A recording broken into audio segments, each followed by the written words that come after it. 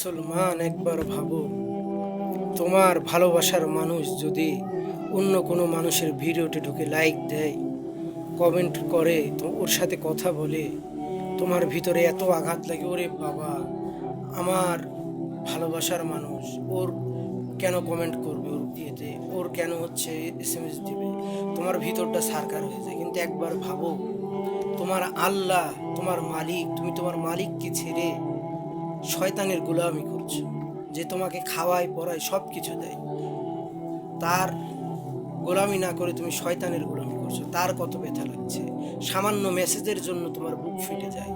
আর আল্লাহ তাহলে কত কষ্ট পাচ্ছে, একবার ভাবো, দয়া করে ভেবে দেখো আল্লাহ কত কষ্ট পাচ্ছে। এজন্য যে তোমাকে ছেড়ে অন্য জায়গায় চলে যায়, ও বেঈমান। আর তুমি আল্লাহকে ছেড়ে শয়তানের গোলামি যদি করো, তুমিও বেঈমান হয়ে যাবে। জন্য বেঈমান হয়েও না, আল্লাহর প্রেমিক হও, আল্লাহর আশিক হও, আল্লাহকে ভালোবাসো।